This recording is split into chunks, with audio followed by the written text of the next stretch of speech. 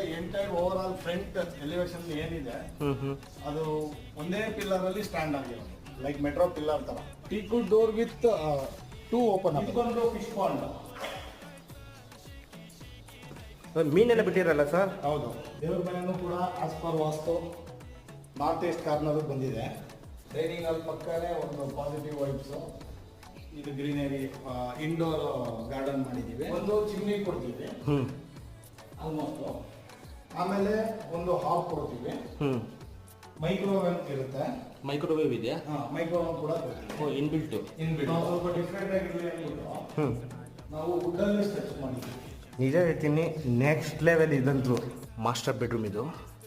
Flooring ಬಂದು wood ವರ್ಕಲ್ಲಿ ಮಾಡಿರುವಂಥ flooring. King size ಕಾಟು.